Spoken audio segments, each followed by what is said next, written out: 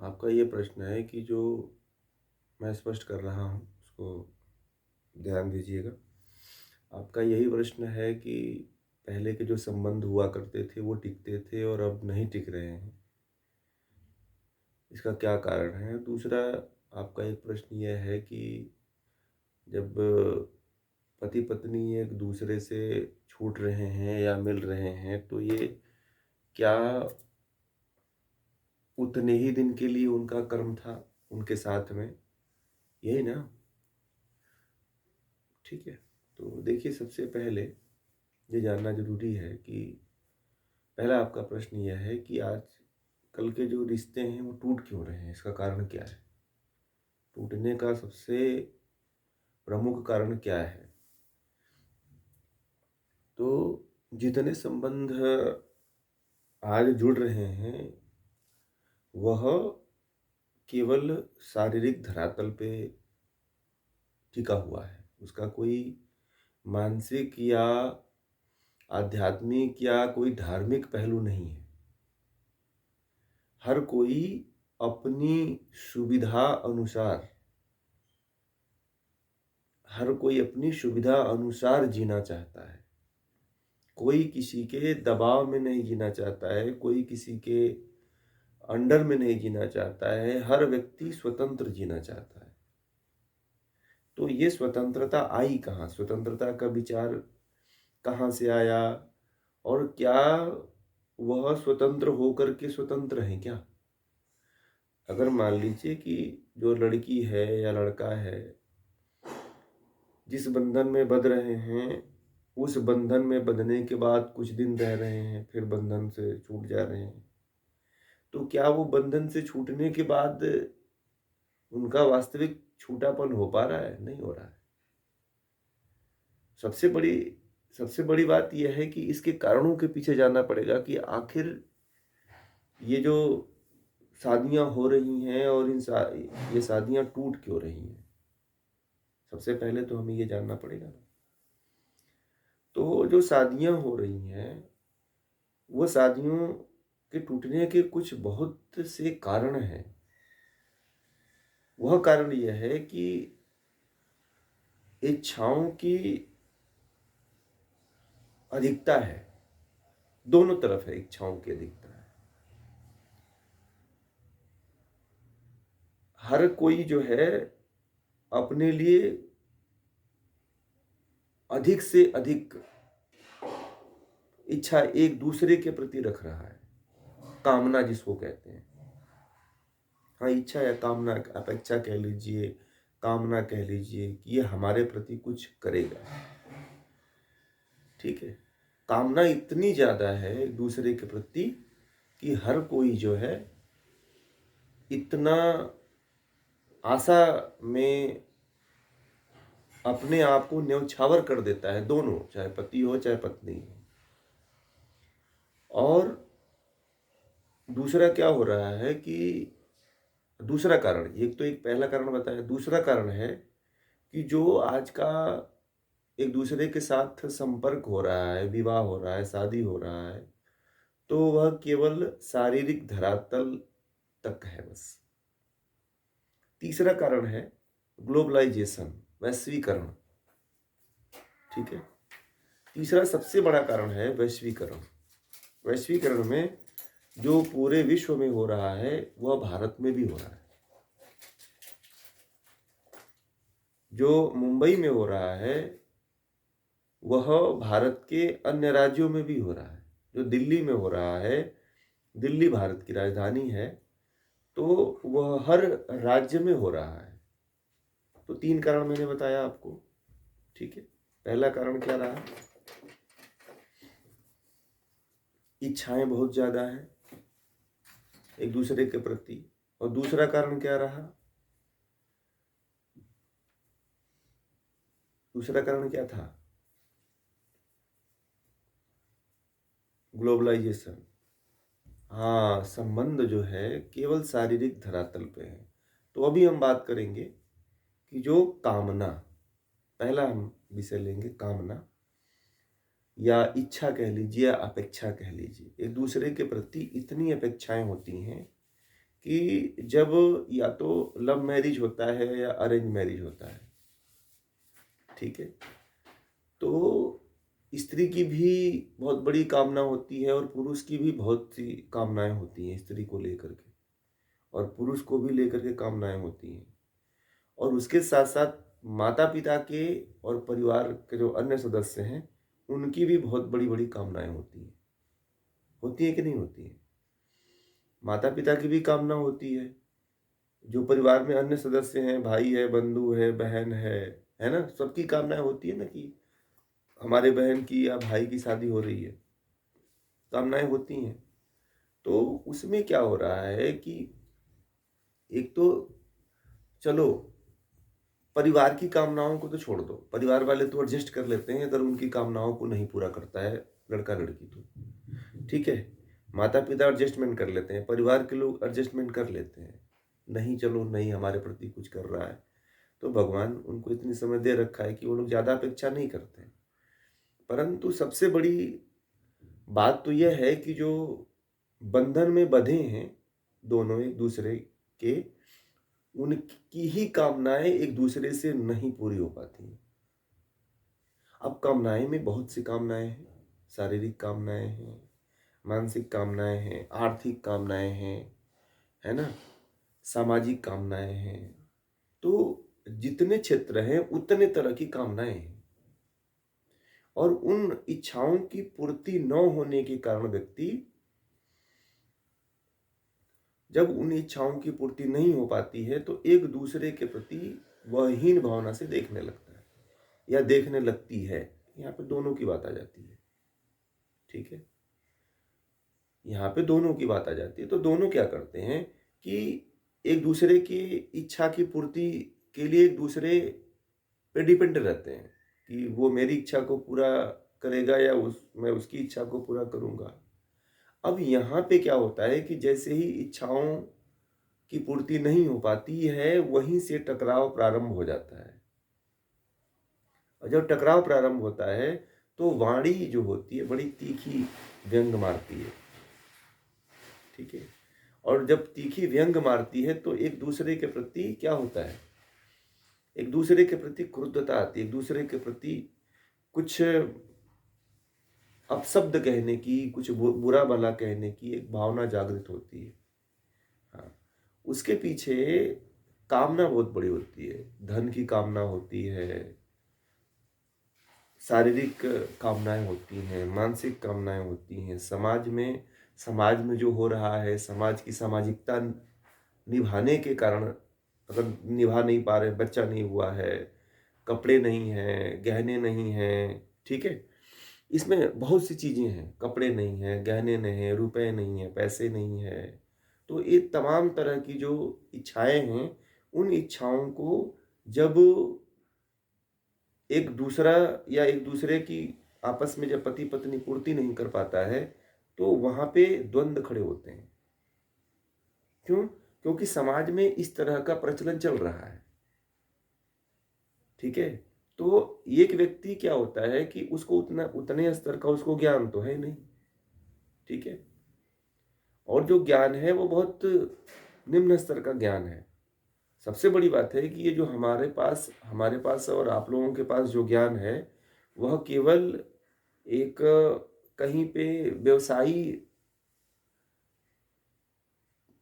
नौकर बनने के लिए है। हमें जीवन के मूल्यों पे खरे उतरने वाली शिक्षा हमारे पास नहीं है। सबसे बड़ी बात है कि व्यक्ति कितना भी बड़ा हो जाए, चाहे कितनी भी बड़ी नौकरी को प्राप्त कर लेता है, परंतु मानवीय मूल्यों की शिक्षा अभी बहुत कम लोगों तक पहुंच पाई है, ठीक है, अज्ञान में रहते हैं। हम क्या है, हम बड़ी बड़ी डिग्रियां तो ले रहे हैं परंतु डिग्रियों के विषय का हमें ज्ञान है। जैसे कि मान लीजिए कि कोई इंजीनियर है या कोई डॉक्टर है तो वो अपने पेशे का जानकार है, ठीक है, जीवन जीने की जो कला है उसका ज्ञानी नहीं है वो। लोग कहते हैं कि इतना पढ़ा लिखा है, आपने देखा बहुत बड़े बड़े लोग आत्महत्या कर दे रहे हैं, तो ऐसा नहीं कहा जा सकता है कि वो बहुत बड़ा ज्ञानी था, वो अपने पेशे का ज्ञानी था ना, है ना। तो ये मानवीय जो मूल्य है, मानवीय जो शिक्षाएं हैं, जो मानवीय ज्ञान है, वो न होने के कारण जो है, और वैसी संगति और सही ज्ञान, यथार्थ ज्ञान न होने के कारण व्यक्ति क्या कर रहा है, गलत रास्तों की तरफ कदम रख दे रहा है। और ये कामना जो है, जैसे कि स्त्री पुरुष की जैसे कामना थी, तो स्त्री पुरुष भी आपस में क्या करते हैं, कोई एक दूसरा एक से रुष्ट होकर के आत्महत्या कर लेता है ना, या कोई कुछ गलत कार्य कर देता है, या दूसरा दूसरे के प्रति कर दे रहा है, ठीक है, पति पत्नी का कर दे रहा है, पत्नी, ऐसे घटनाएं हो रही, बच्चों को लोग मार दे रहे हैं, बच्चों को फेंक दे रहे हैं नदी में भी। मैं कल ही पढ़ रहा था, एक व्यक्ति था, उसने अपनी लड़की को नदी में फेंक दिया, है ना। तो मतलब ऐसी ऐसी घटनाएं क्यों इसीलिए आ रही हैं कि कहीं ना कहीं एक दूसरे के प्रति इतनी इच्छाएं हैं, और ये इच्छाएं कहाँ से आ रही हैं, ये खुद आप देखोगे तो खुद ये व्यक्ति की नहीं है, ये इच्छाएं प्रयोजित रूप से हमारे भीतर डाली जा रही हैं। बड़े मजे की बात बता दूं, आप लोग गौर नहीं किए होंगे, ये जितनी इच्छाएं हैं वो कहाँ से आ रही है, ये हॉलीवुड, बॉलीवुड, है ना, मीडिया, तमाम तरह की जो ये सब चल रहे हैं, ग्लोबलाइजेशन चल रहा है, उसके माध्यम से प्रयोजित हमारे पास आ रही है। पहले लोग बहुत कम आप आपका जो जीवन था कितने कम साधनों में था, बताइए, था कि नहीं था। आज आज आप ये सोचिए कि जितना आप पैसा कमाते थे, आपके पति जितना पैसा कमाते थे, उतने में 10 या 12 फैमिली को पाल लेते थे, परंतु एक लड़का उससे आपसे 50 गुना या कहिए 10 गुना पैसा कमा रहा है, परंतु अपनी ही व्यवस्था नहीं कर पा रहा है। क्यों? उसमें भी उसको कमी आ रही है। क्यों? क्योंकि बहुत ज्यादा इच्छाएं, ठीक है, इच्छाएं इतनी अनंत है उसकी कि उसकी पूर्ति नहीं हो पा रही जितना वो पैसा कमाता है कि नहीं।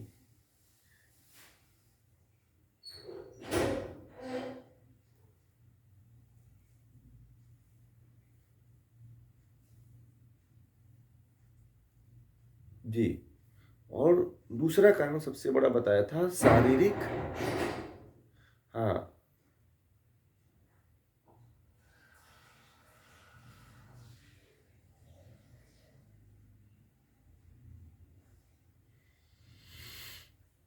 बोल लीजिए, बोलिए।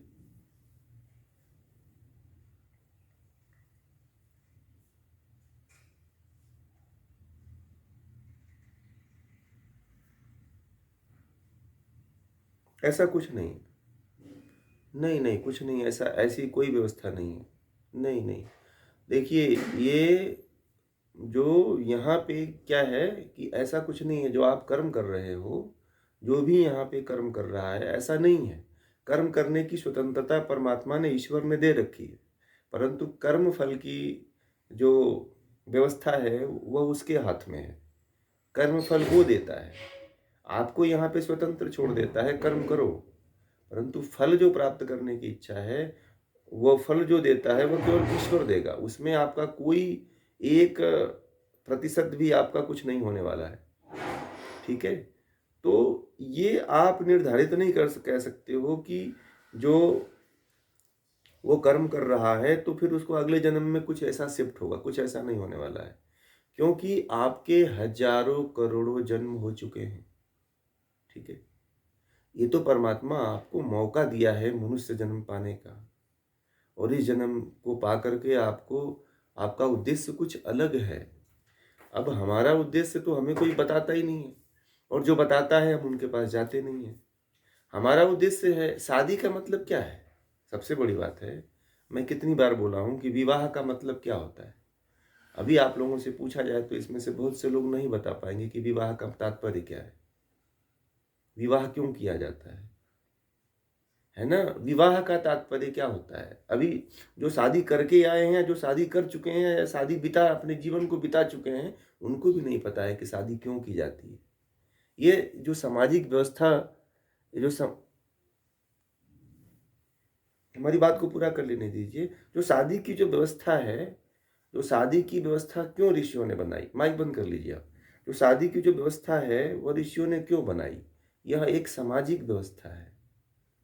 यह एक ऐसी सामाजिक व्यवस्था है जिसके द्वारा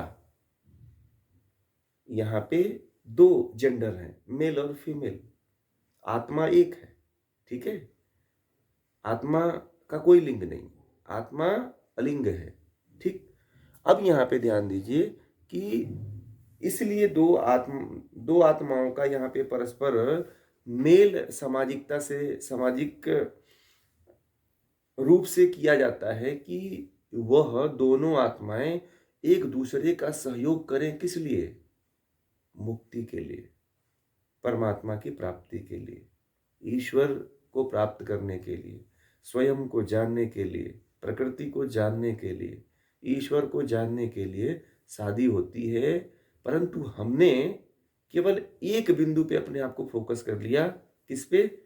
शादी होती है, बच्चा पैदा करेंगे और पूरा जीवन उसी पे नष्ट कर देंगे। हम केवल एक पहलू को जी रहे हैं। अभी हमारे पास कई पहलू थे, परंतु हम सारे पहलुओं को खो दिया। हमारा एक पहलू नहीं है, हमारा धर्म, अर्थ, काम, मोक्ष 4 पहलू है।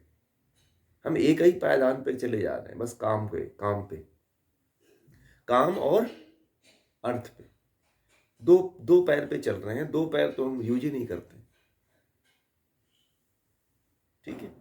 इसलिए जो है, अब न यूज कर पाने के कारण, उपयोग न कर पाने के कारण जो है व्यवस्था डगमगा जाती है। इसीलिए जो है पति पत्नी जो होते थे एक दूसरे का क्या करते थे? अगर पत्नी कहीं भटकती है तो पुरुष का कर्तव्य बनता है कि उसे आध्यात्म के पथ पर लेकर आए, ठीक है? यदि अगर पति डगमगाता है तो पत्नी का कर्तव्य है कि उसे आध्यात्म के रास्ते पे दोनों उसको लेकर के आए और दोनों एक साथ मिल करके चले। इसलिए विवाह का औचित्य था। ये जो सबसे बड़ी बात है कि हमें ये भी समझना चाहिए कि जो सृष्टि रची गई है, इस सृष्टि के रचने का केवल एक ही प्रयोजन है, जीवात्माओं की मुक्ति। दूसरा कोई प्रयोजन नहीं है, ठीक है?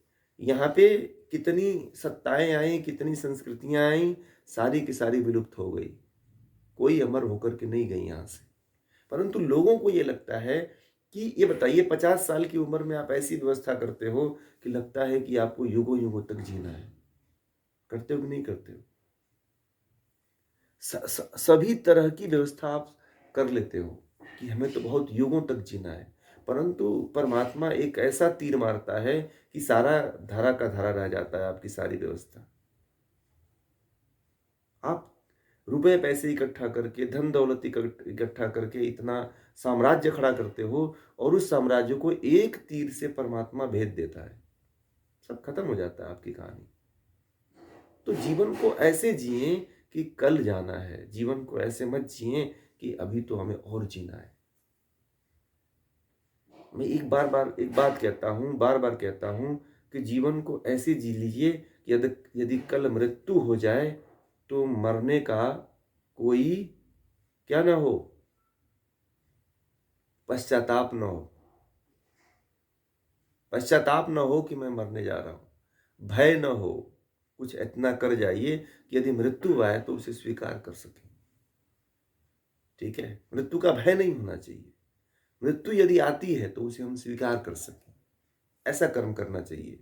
भगवान श्री कृष्ण ने गीता में एक बात कही है कि यदि योग पे के पथ पे चलते हुए यदि मृत्यु हो जाती है ना, तो तुम्हारा जो जन्म होगा वो अच्छे माँ बाप के यहाँ होगा, और जब अच्छे माँ बाप के यहाँ होगा तो तुम जल्दी ही किसी धार्मिक माता पिता के घर हो गया, अच्छे योग्य माता पिता के घर हो गया, तो जल्दी ही ज्ञान को प्राप्त करके परमात्मा मुझे प्राप्त कर लोगे, यानी कि ईश्वर को प्राप्त कर लोगे, ठीक है? तो इतना अच्छा कर्म कर जाइए।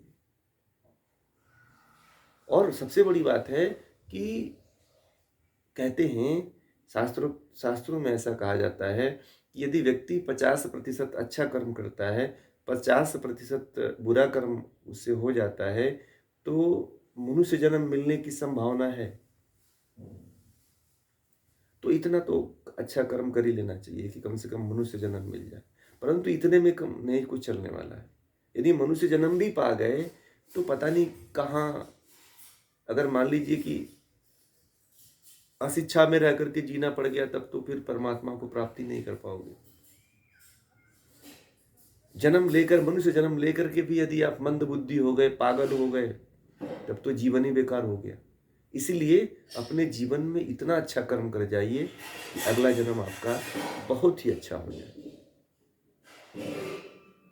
तो ये रहा कि शादी इसलिए होती थी कि एक दूसरे के साथ सहयोग करके हम उस ब्रह्म तक, उस ईश्वर तक पहुंच सकें। शादी इसलिए नहीं होती थी कि केवल संसार में भोग करके हम नाती पोते दादा दादी बन करके और इसी में अपने अस्तित्व को समाप्त कर लें। आपका बस मतलब यही है, इतना ही बस आपका है कि आपने अपने बच्चों का विवाह कर दिया, इस नाती पोते हो गए, अब अपने रास्ते पे चलिए। यानी कि हमारे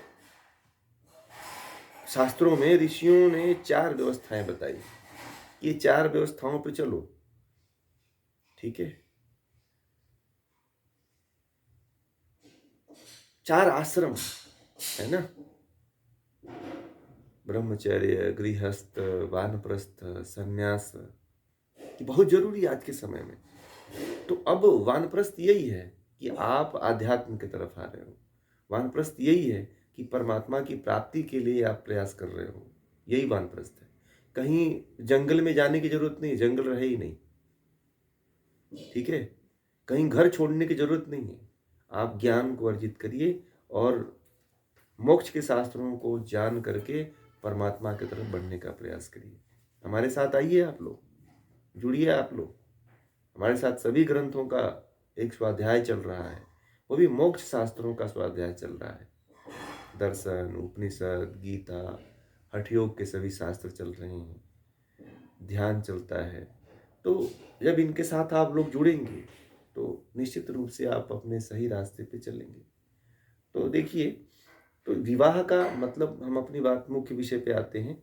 तो विवाह का मतलब ये होता है कि एक दूसरे के साथ मिलकर के हम परमात्मा की तरफ जाएं। हमारे जितने ऋषि मुनि थे वो सबके सब गृहस्थ थे, ब्रह्मा से लेके जैमिनी तक जितने ऋषि थे सब गृहस्थ थे। और सारे ऋषि जो है एक साथ मिलकर के ब्रह्म के तरफ जाने का प्रयास करते थे, परमात्मा की तरफ जाने का प्रयास करते थे। इसलिए हमारा भी कर्तव्य बनता है। भगवान राम से देख लीजिए, भगवान श्री कृष्ण से को उठा करके देख लीजिए, सबने एक बहुत ही आदर्श जीवन जिया है और उस ब्रह्म तक पहुंचे हैं, उस परमात्मा तक पहुंचे हैं, उस ईश्वर तक पहुंचे हैं। और हमें भी प्रयास करना चाहिए, ठीक है। तो शादी का तो तात्पर्य एक ये है, परंतु जो व्यक्ति कर्म करता है वह कर्म वही भोगता है। अब अपने मुख्य विषय पे आते हैं। यदि पत्नी कर्म करती है तो उसका फल पत्नी ही भोगेगी, यदि पति कर्म करता है तो पत्नी ही वो भोगेगा।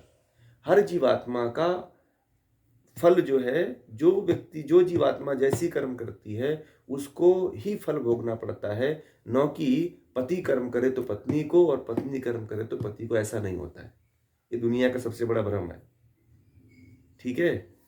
पति कर्म करता है और पत्नी हाथ लगा देती है तो सोचती है कि मेरा कर्म हो गया, ऐसा कुछ नहीं। आप अपना कर्म खुद करने का प्रयास करो।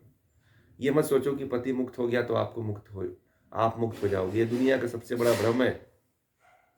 इसलिए क्योंकि हर जीवात्मा स्वतंत्र है, आप एक स्वतंत्र जीवात्मा हो। पति की जीवात्मा मुक्त होने से आप मुक्त नहीं होने वाले हो। आप जो कर्म कर रहे हो उस कर्म का फल आपको मिलेगा, पति जो कर्म कर रहा है उस कर्म का फल आपको मिलेगा। वाल्मीकि की पत्नी ने क्या बोला था? वाल्मीकि ऋषि ने जाकर के अपनी पत्नी से कहा था कि मैं ये जो चोरी जारी लोगों को लूटपाट कर रहा हूं, इस कर्म का तुम भागी बनोगी? तो पत्नी ने जवाब दे दिया था कि मैं नहीं भागी बन पाऊंगा तुम्हारे कर्मों का, तुम कर्म कर रहे हो तुम ही भोगोगे। इसलिए ये मत समझ लेना आप लोग कि हमारी जो एक सामाजिक बंधन है, क्या ये ऋषियों ने एक बंधन बनाया है। एक शादी विवाह क्या एक सामाजिक बंधन है, जो एक व्यवस्था में रह करके, एक व्यवस्था के साथ जी करके हम एक आदर्श जीवन जीते हुए उस परमात्मा को प्राप्त कर सके। ठीक ठीक है। इसीलिए एक सामाजिक बंधन बनाया गया है। अब सामाजिक बंधन में ये मत समझिए कि दूसरा कोई कर्म करेगा, पति कर्म करता है तो पत्नी को लगेगा, पत्नी कर्म करती है तो पति को लगेगा, ऐसा नहीं है। जो कर्म करेगा उसका फल वही प्राप्त करेगा, चाहे पत्नी हो चाहे पति हो। ठीक है? तो इसमें चाहे अगर कोई आज का जो युवा है, चाहे युवती है या पति है या पत्नी है, तो जो वो कर्म करते हैं वो ऐसा नहीं है। आज वो एक दूसरे का साथ छोड़ दे रहे हैं, एक दूसरे का साथ पकड़ के छोड़ करके दूसरे को पकड़ ले रहे हैं, तो वो उनका कर्म बना और उस कर्म का फल दोनों भुगतेंगे, दोनों को मिलेगा। अगर एक दूसरे को धोखा दिए हैं, एक दूसरे को के साथ जो है अन्याय कर रहे हैं, तो उसका फल तो इसी जन्म में मिल सकता है या अगले जन्म में मिलेगा। ये तो है कि आप यदि एक छोटा सा कर्म कर रहे हो ना, तो उस कर्म का भी फल मिलेगा आपको। कोई भी कर्म जो है करने के बाद वह कटता नहीं है, ये भ्रम छोड़ दीजिए आप लोग। ये दुनिया का सबसे बड़ा भ्रम है कि पाप कट जाते हैं। चाहे कहीं भी स्नान कर लो, कहीं भी पूजा पाठ करा लो, कोई पाप नहीं कटता है। ठीक है? जो भी आप कर रहे हो कर्म, उस कर्म का फल तो आपको भोगना ही पड़ेगा। एकदम ईश्वर जो है, ईश्वर को इसीलिए न्यायकारी कहा जाता है। ईश्वर क्या है? न्यायकारी है। वह चाहे आप उसकी कितनी बड़ी भक्ति करते हो, यदि आपने जो उस कर्म किया है ना, उस कर्म का फल वो देता ही देता है। यहाँ पे देखो, जितनी भी महान आत्माओं ने जन्म लिया भारत में, भगवान राम से लेकर के, आप देखो किस आत्मा ने दुख नहीं झेला है। भगवान शिव को भी उठा के देख लो, माता सती को भी उठा के देख लो, सभी के जीवन को उठा के देख लो, सबने दुख झेला है। क्यों? क्योंकि कर्म का फल तो भुगतना ही पड़ता है। अकाट्य है, कर्म का फल जो है अकाट्य है, इसको कभी नहीं काटा जा सकता है। ठीक है? तो ये आपके प्रश्नों का समाधान रहा। शायद अब आप अपनी बातों को समझ गए होंगे, परंतु अभी उसके दो पक्ष में भी बात नहीं कर पाए। वो आपने वहाँ पे वो कर